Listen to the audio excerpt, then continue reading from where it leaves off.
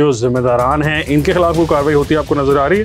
हम ऐसी स्टोरी करते हैं कि जो बैकफायर, हमें शर्मिंदगी ना हो। सिर्फ इन लोगों के एहतिसाब की जरूरत नहीं। भाई अब नवाज शरीफ को वोट क्यों नहीं देते? नवाज शरीफ मुल्क दुश्मन है, फौज दुश्मन है। ये लोग ऐसे शिकार नहीं हुए, इनको शिकार होने दिया गया और इनको किया गया। एक डीएचए में घर बनाया है और उसकी मालियत बताई जा रही है कि वो 10 करोड़ की है। दो छुरियां इनके हाथ में, एक दुआ वाली छुरी और एक दबा वाली छुरी, दोनों दे सकते हैं। एंटी मनी लॉन्ड्रिंग ने इनके ऊपर केस बनाया है। अस्सलाम वालेकुम एंड वेलकम टू सच कप। मैं हूं हसन इफ्तिखार, मेरे साथ हैं हसन नकवी साहब और आज तौसीफ अहमद खान साहब हमें जूम लिंक पर ज्वाइन कर रहे हैं। तौसीफ साहब welcome to the show. Tauseef साहब, कल हमने जब प्रोग्राम ख़त्म कर रहे थे तो ऑब्वियसली कल प्रेस कॉन्फ्रेंस हुई ISPR DG ISPR साहब की तरफ से, उन्होंने बड़े बड़े नाम लिए। तो हमने कल अपने नाज़रीन से वादा किया था कि ये कौन जनरल हैं जिनके दामाद हैं, जिनको 4 स्टार जनरल जिनके दामाद को गिरफ्तार किया गया है, उन पर किया गया है। इसी तरह जनरल्स की बेगमात के बारे में कहा गया था, 3 स्टार जनरल हैं उनकी बेगम है, 2 स्टार जनरल हैं उनकी बेगम है। तो कल हमने अपने नाज़रीन से वादा किया था कि आज आप जो है डिटेल्स लेकर आएंगे। तो मुझे पता है कि आप डिटेल्स ले आए हैं, तो मैं आपसे पूछता हूँ कि फिर बताएं सबसे पहले ये कि ये 4 स्टार जनरल कौन थे, उन जिनका दामाद, और फिर इस तरह करके बाकी लोगों के बारे में भी हमें बताते जाएं। नहीं, मैं थोड़ी सी डिटेल ना थोड़ी सी चेंज करके बताता हूँ। आपका सीक्वेंस जो है ना उससे थोड़ा सा डिफरेंस बताता हूँ। कल हमारे दोस्तों ने कुछ चीजें रिवील की हैं और उनकी इंफॉर्मेशन किसी हद तक ठीक की है। एक जनरल जमील साहब और एक है general Jamil Haider and he is from Chakwal, और उनकी वाइफ जो है वो MPA MLA हैं रुबीना जमील, और वो आर्टिलरी के हैं। तो एक जो जनरल जहांगीर हैं वो सेपरेट। ये 2 लोग हैं, इसमें कुछ दोस्त मिक्स कर रहे हैं। ये 2 लोग हैं, ये इनके 3 स्टार जनरल की मैं जो लिस्ट है वो आपको बता रहा हूँ कि एक जनरल जमील हैदर है from artillery and he belongs to Chakwal, और दूसरे हैं जनरल जहांगीर। ये इनकी मामला को कल DG ISPR ने डिस्कस किया कि इनके खिलाफ एक्शन लिया जा रहा है।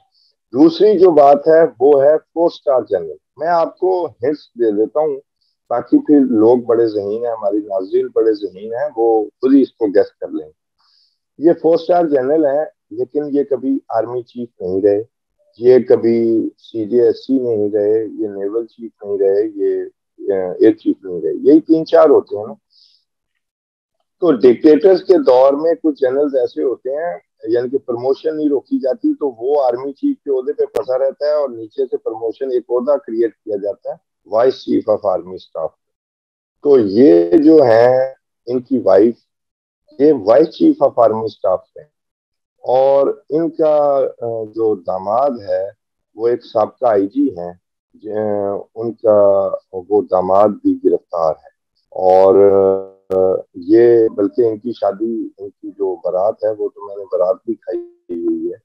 तो ये उस चक्कर में आ गए हैं, वो जो नैरेटिव था उसके शिकार हुए हैं। इनका एक बेटे जो हैं ये 4 स्टार जनरल थे, वो डिप्टी कमिश्नर चकवाल, अगेन आप गौर करते रहें तो डिप्टी कमिश्नर चकवाल रहे हैं। और बल्कि इंटरेस्टिंगली शहबाज शरीफ के पिछले दौर में वो उनके स्टाफ अफसर भी, तो वैसे ही इज ब्रिलियंट ऑफिसर। तो ये वो मामला है कि जो मैं डिस्क्लोज करना चाहता था कि एक IG पंजाब हैं और दोनों घर राजपूत फैमिली से ताल्लुक रखते हैं। जो 4 स्टार जनरल हैं वो कायम खानी राजपूत हैं, राजस्थान से माइग्रेट होके आए हैं। ठीक है, तो इधर उनका जो है घर जो है वो दिल्ली में है। तो और बताएं आप क्या पूछते हैं साहब? बाकी जो मेजर जनरल और ब्रिगेडियर्स हैं वो कल के लिए आप रखिए। हाँ नहीं, वो ऑब्वियसली कुछ कंटेंट हम बाकी अगले हफ्तों के लिए भी रख लेते हैं, क्योंकि मुझे यकीन है कि हमसे पहले कोई भी आवाम को नहीं बता पाएगा। हमारे पास सबसे ज़्यादा स्ट्रॉन्ग सोर्सेज होते हैं। हम ऐसी स्टोरी करते हैं कि जो बैकफायर ना, हमें शर्मिंदगी ना हो, तो इसलिए यहाँ तक इत्तफाक करते हैं कि एक जनरल जमील हैदर है, एक जनरल जहांगीर है, और एक 4 स्टार जनरल है जो कि चीफ ऑफ आर्मी स्टाफ है, जिनकी आपने बहुत सारी फैमिली वो नहीं, उनकी फैमिली की मैं बात, और उनके जो वो इन-लॉज हैं उनकी बेटी के, वो उन पे बुरा वक्त है।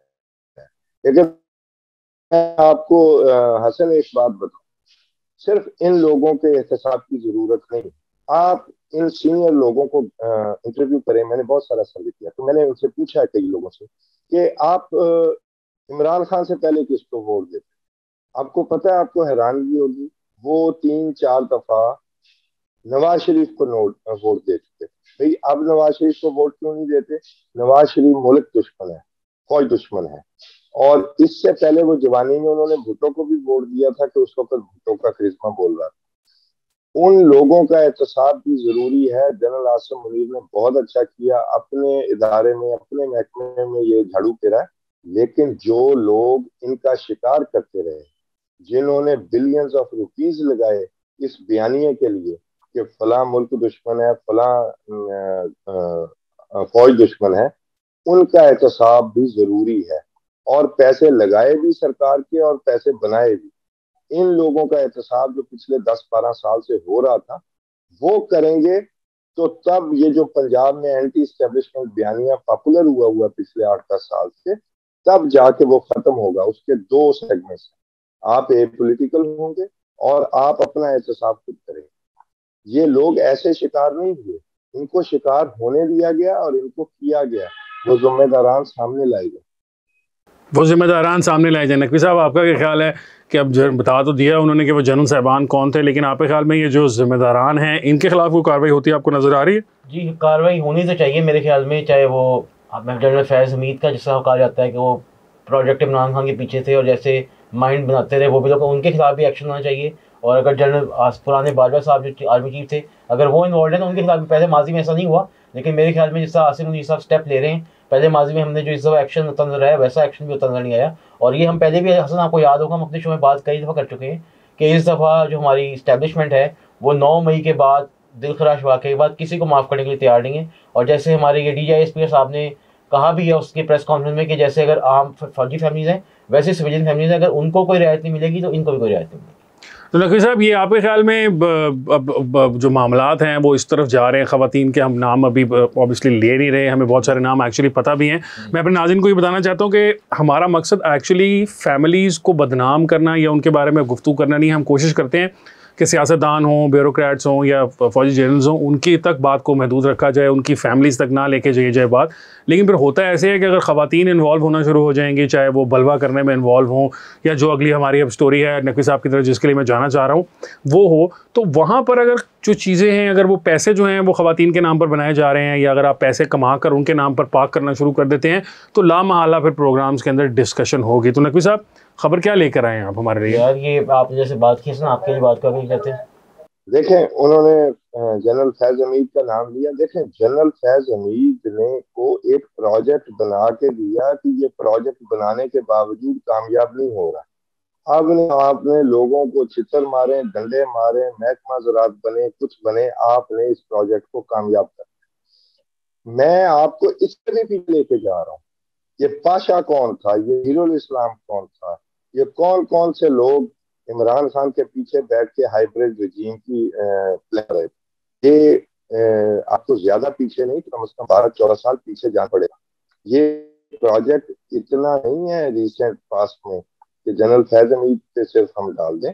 ये जनरल फैज हमीद 2018 में, पता है आप सही कह रहे हैं, सही कह रहे हैं आप। पाशा हो, बाकी लोग भी हैं 2010-11 ये सारे काम पड़ा छोड़ेगा, सबका होना चाहिए था। सही कह रहे हैं। मैं सच्ची बात करूं, मैं इन लोगों को विक्टिम समझता हूं उस नैरेटिव का जो कि सरकारी तौर पर बनाया गया। अगर एहतसाब है तो फिर सारों का किया जाए कि ये नाजायज काम क्यों होता रहा। और अगर आपने ए पॉलिटिकल होना है, दोबारा से अपनी इज्जत बनानी है, पंजाब में अपनी जो एंटी एस्टेब्लिशमेंट जो बयानिया चल रहा है उसको खत्म करना है और अपनी फौज ने अपने लोगों के साथ खड़े होना है, तो ए पॉलिटिकल होना है, ये जरूरी काम है। और फिर इन सारे लोगों का एहतसाब करके दिखाना है कि ये कोई भी काबिल माफी नहीं है जिसने भी गलत किया। अब देखे ना, एक साहब रिटायर होके अभी भी बाज नहीं आ रहे, वो अभी भी लोगों को मशवरे देते हैं कि सब पार्टीज को पीछे हटना पड़ेगा। ये 9 मई के बाद की बात है, यानी कि उनके लिए अभी भी कुछ नहीं है। वो कहते हैं पीछे हटे, सारे एक दूसरे को माफ करें। तो अब इस खाने को कैसे भूला जा सकता है? माफी तो मिलती ही आ रही है, 2014 में भी दिलवाई गई, सारी अदालतों ने बरी कर दिया, हुकूमत आगे हाई कोर्ट में भी नहीं गई। तो ये कब तक होगा? तो मैं ये कहता हूँ कि सारे लोगों को शामिल करें, जो जिम्मेदारान हैं वो ज्यादा जुम्मेदार। चलें ठीक है सर, हाँ वो जो जिम्मेदारान हैं उनके बारे में तो ऑब्वियसली इमरान खान साहब तक ही बात जाएगी। आखिरकार ये 9 मई वाले की तो डायरेक्ट उनको जो भी लोग एडवाइस करते रहे वो तो उनके अलावा थे, लेकिन बात इमरान खान पे ख़त्म होगी। नकवी साहब करप्शन का केस लेकर आए, फिर FIA ने किसी के ऊपर FIR कर दी है? जी FIR ये हुई भी है, सायरा अनवर साहिबा खातून है। अब आप सोच रहे होंगे कौन है, और मैं नाम नहीं लेना चाहता था जैसे आपने पहले बात की, लेकिन ये मुबैना तौर पे परवेज़ साहब की दूसरी ज़ौजा हैं, और ये एंटी मनी लॉन्ड्रिंग ने इनके ऊपर केस बनाया है। वो हुआ हसन बेसिकली ये है कि इन्होंने पिछले कुछ अरसे में इन्होंने 175 मिलियन मुख्तलिफ अपने अकाउंट्स में और कैश डिपॉजिट कराया और डिक्लेयर किया हुआ था अपने आप को एज ड्रेस डिज़ाइनर, लेकिन वो हमने कुछ तहकीक अपनी भी की है, वो ड्रेस डिज़ाइनर तो नहीं है, लेकिन उन्होंने अपने आप को शो किया था ड्रेस डिज़ाइनर। तो जो इनकम है और वो जो कैश डिपॉजिट है ना, वो एसेट बियॉन्ड मीन्स इसलिए है कि उनकी सोर्स ऑफ इनकम उतनी नहीं है। और 175 मिलियन मुख्तलिफ बैंक अकाउंट में थोड़ी सी डिटेल आपको दे देता हूँ। ये लाइट बैंक की कुछ ब्रांचेस में जमा कराया है, उसमें कोई 60 लाख की ट्रांजैक्शन है, 32 लाख की है, तो ये टोटल एडअप हो रहा है 175 मिलियन। एक तो वो है, उसके अलावा इन्होंने इमूवेबल प्रॉपर्टीज़ और दूसरी जो प्रॉपर्टीज़ बनाई है वो भी आपको थोड़ी डिटेल शेयर करते हैं, इतनी ज़्यादा है कि हमें देखना पड़ेगा। एक DHA में घर बनाया है इन्होंने हसन, और उसकी मालियत बताई जा रही है कि वो 10 करोड़ की है।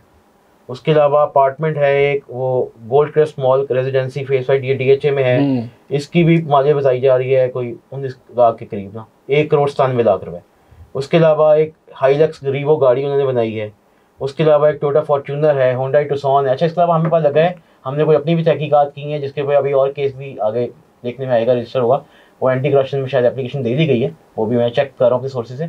वो ये है कि स्विट्ज़रलैंड में और लंदन में भी इनके नाम पे प्रॉपर्टीज़ बनाई गई हैं, और परवेज़ साहब मुबैना तौर पे इनसे जाकर लंदन में मिलते भी रहे हैं। उन्होंने शो तो अपने आप को किया ड्रेस डिज़ाइनर, लेकिन हमने जो तहकीकात की उसमें हमारे सामने चीज़ आई है कि वो गोल्ड के अंदर इन्वेस्ट करती थी खातून। मैंने कहा लंदन में परवेज़ साहब ने मिलना था उन्हें जाके, वो बीवी है उनकी। चलिए सर, ये तो हो गया। मैं अभी भी समझ आपकी नहीं। तो ये कह रहे हैं कि लंदन में जाके परवेज़ साहब ने मिलना था, आपने और मैंने तो किसी खातून से लंदन में जाके मिलना ना, आप लोग तो नहीं मिल सकते। वो ये ऑब्वियसली बात ठीक है आपकी। अच्छा, तो हसन ये खबर थी हमारे पास, लेकिन अब इसमें ये है कि इसका केस रजिस्टर कर दिया गया है। खातून जैसे भी लाहौर में मौजूद है, मेरे आने वाले दिनों में इनकी गिरफ्तारी अमल में लाई जा सकती है। अच्छा, अब आपको ये बताया चलूँ कि परवेज़ साहब से इनकी मुलाकात कैसे हुई। जब परवेज़ साहब स्पीकर पंजाब असेंबली थे, तो आपको पता है जब गवर्नर की वो बीच में कायम मकाम गवर्नर बन जाते हैं, गवर्नर साहब अवेलेबल ना हो, तो स्पीकर साहब जब थे वो गवर्नर बने कायम मकाम, तो कायम मकाम गवर्नर जब वो बने तो उधर वहाँ पे वो इंटर्नशिप कर रही थी खातून, तो उन खातून को वहाँ पे उनको जो हमारी इतला है वो उनको पसंद आ गई। उसके बाद उनका रिश्ता अज़वाज में मुंसलिक हो गए, तो सबसे इनके मतलब अच्छे शादी कर ली उन्होंने।